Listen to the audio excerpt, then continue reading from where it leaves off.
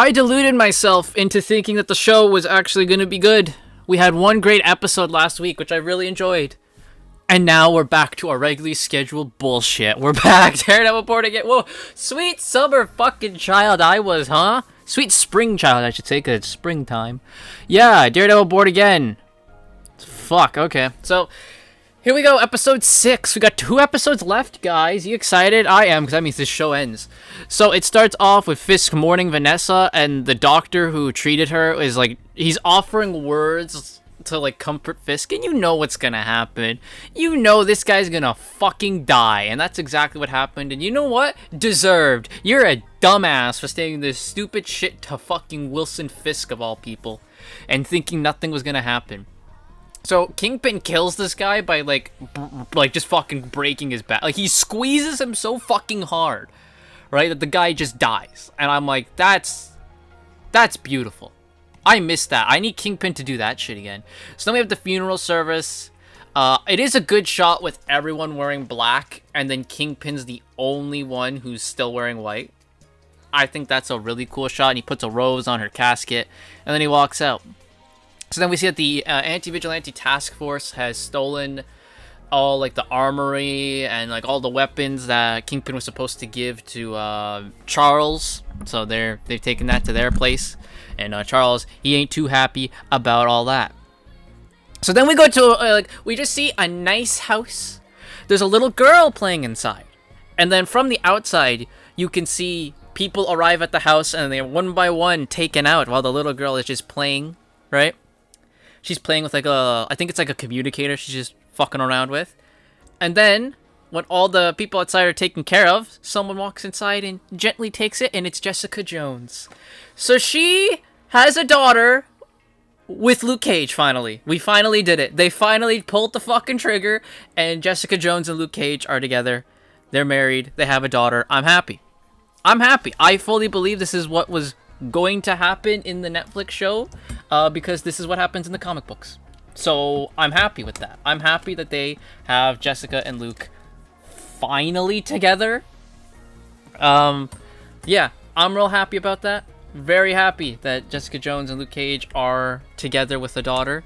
I didn't expect them to like start out that like, oh yeah, in the time that's passed, they got married and had a kid. But I'm fine with it. I'm fine with it. I wonder if Luke Cage, because they say some stuff in this episode that makes me think about what they might do in the future. So I wonder, I'll get to that later. But Luke Cage, I wonder if he's still running the club. He's probably still running the club, or he and Danny are just heroes for hire at the moment. I doubt it. They're heroes for hire, to be honest. But yeah, that was real fun. I liked that part. So then we have a scene where Bullseye is getting treated by fucking, what's her name, female White Tiger's aunt, and I'm like, is this the nurse he was referring to like an episode or something ago, when he's like, I know a nurse? I think that was last episode when he's talking to Bullseye. He's like, I know a nurse, and everyone's like, oh, he means Claire. It's like, no, he means this fucking stupid bitch. And then female White Tiger is like, oh yeah, the public's mad, but not at Wilson Fisk, because of, you know, his wife dying. And then Karen debates with Matt about, you know, letting Bullseye and Fisk die, because, you know, she's like, look what happens. It's like the Batman thing, right? Like what he says in The Dark Knight Returns when he's beating up Joker in the Tunnel of Love, where he says, all the people I've murdered by letting you live. It's that kind of debate. And Matt's like, we can't think like that, Karen. Killing lives makes us just like them. And his suit is now losing the black, and it's going back to red. I'm not a fan of that. Fuck that shit, man, because then you're gonna get rid of the double D's, and that's the best part of this fucking suit. So at like it's like a little like dinner or like a little gathering that he's holding, and the governor speaks to his assistant mayor, and she immediately is like, I'm gonna pull my support from him. I'm like, okay, wow, okay, bitch. And then she starts trying to talk to the assistant mayor and get her to run for office. And then Buck, meanwhile, is talking to the assistant governor and is like, you know, he's like, well, you've been biding your time, right? She promised to support your campaign, right? Well, why wait? You know, that type of thing, right? So, you know, kind of like, hey, I can kill her for you, and then you can become governor. What's his fucking face? Daniel and BB are talking, and Daniel's birthday is I believe that day. It's his birthday, and she's like, "What are you gonna do?" And he's like, "I'm not doing anything. I'm going to my mom's house." And she's like, "Oh, that's actually really sweet. Can I come?" And he's like, "Yeah, sure." So then Buck takes him aside and goes, "Look, Daniel, you can take care of a big problem we have, your friend BB, right now." And I'm like, yes. I so fucking badly last episode wanted it to be BB in the back of that fucking trunk. If this was Netflix Daredevil, it would have been. It would have been her in the bottle in the fucking trunk. And I would have been so fucking happy. Okay? And they're teasing, like, maybe Daniel might kill her. Do it. The whole time he's debating, I'm like, Daniel, fucking do it. Just fucking end it right now. Save me from this fucking misery that I'm in. Please, God. So Kingpin gets a call from Mr. Charles, who's like, "Oh, so you just stole my shit? That's it? That's how this is gonna go?" And Kingpin doesn't answer the entire call.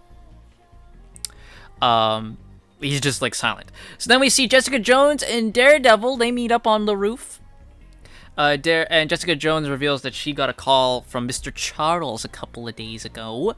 And then she told them, he offered her something. She told him to fuck off. And suddenly, guys show up at her house. So it's not Task Force guys, it's Mr. Charles guys. So they both go into, like, the new warehouse where the Vigilante Task Force has the new guns, and they just blow it the fuck up. In a horrible, horrible CGI, dude. Oh my god, the CGI for this explosion was fucking abysmal. It was awful. So then, Heather Glenn goes into Vanessa's room. I don't know why the fuck you're in there. And she starts having a fucking episode, and then Buck says, "You can relieve some of that tension. I'll let you relieve some of that tension." He lets her fucking choke him, and I'm like, oh, okay. Look, guys, whatever you get up to in your own fucking time, that's up to you. So yeah, they're really trying to amp up their romantic chemistry here by having him let her fucking choke the shit out of him. So then Daniel and BB are they're getting I believe they're off the train from Staten Island, and he tells her in confidence, he's like, "This does not get fucking out. Do you hear me?" Which, again, I'm like, Daniel, what do you fucking expect she's going to do? Every time you've told her something, she just leaks it. So why do you keep telling her? But he tells her that Kingpin Wilson Fisk, he ain't gonna run for re-election. He's in this term and he's out. Right? His heart's not in it since Vanessa died. So then we see Karen and Bullseye. They have a little thing there where Bullseye's trying to taunt her into killing him. She almost pulls the trigger, but then Daredevil comes in, he swats the fucking gun away, and he and Karen have a fight where Karen's like, "Why do you do this?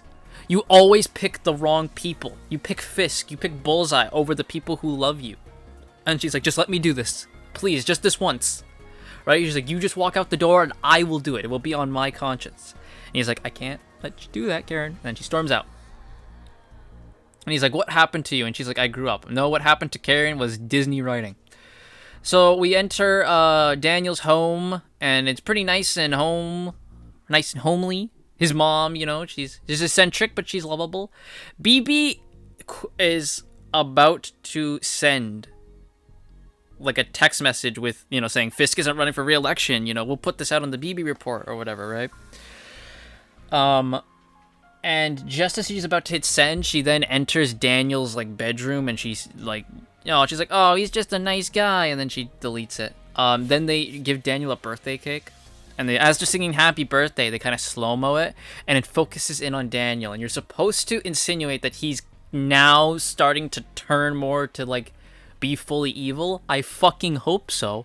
Kill BB! For fuck's sake! So then we have, like, these fucking rioters who appear outside City Hall, and they're saying, "Resist, rebel," you know, all that type of shit. Because protesting like this, protesting by attacking people, fucking throwing Molotov cocktails, yeah, that always fucking works well, right? It's worked so well these past couple months in real life, right? Fucking shit, man. So then, Daniel finds, as he and BB are leaving, he finds a drive in her coat, and he's like, "This is the new episode of City Without Fear, right? He's like, I know it's fucking you. He's like, you don't realize how fucked up this is right now. I can't protect you anymore. She's like, protect me from what? And then he shows his phone and Buck is calling him and he's like, from him. Don't! Let her fucking die! So the governor gets Charles showing up at her office and he's like, and they had like a bit of a history, obviously. And she's like, what do you want? And he's like, I don't want anything from you. I'm just here to help you with your city hall problem. And then Buck goes to Kingpin and tells him the governor's pulled their support. There's going to be a meeting tomorrow. So then Matt and Kingpin head to like his underground lair that he's got now. It's the same lair where like he killed Vanessa's boyfriend she cucked him with previously. And he and Daredevil have a fight where, you know, Daredevil at first was like, what's it going to take for this to stop? Right? And it's not going to stop. So they have a big fight scene. They intersect that with the terrorists at City Hall. And we see, like, you remember that young task force agent, right? Who gave them the card and everything? Powell sees him and he says, I know it was you who gave them the card, and he kills them. And then he tells all his task force guys, look, they just killed him. Start fighting back. And I'm like, fuck yeah, dude. Seeing them, like, start beating the fuck out of the protesters, I was like, oh, it's like I'm on Twitter all over again. It's brilliant. So Kingpin and Matt fight. It ends with Matt kneeing Kingpin in the face, and then Kingpin slowly gets up and says, what are you going to do to me? Arrest me? You can't. Kill me? You won't. And then Matt walks away. And then one of White Tiger's friends gets fucking nailed in the head and knocked out, and Karen goes to check on him, and her wig falls off, and Powell sees her, and he's like, well, look at that, it's Karen Page, and the episode ends. This fucking was, Jesus Christ. I mean, like, the only thing I cared about was I wanted to see Daniel kill BB. Like, that was the part I'm like, yes, please just have him kill this stupid, annoying bitch. And Buck and Heather is kind of interesting. Not by much, but kind of interesting. Jessica Jones was... blink and you miss it. You know, she was there for like 3 fucking scenes, and she was gone. We had a fight scene with her and Daredevil against the task force, and that was just kind of whatever. Because she just threw shit. So, like, okay. Because she's strong, get it? So strong people throw thing. Yeah, whatever.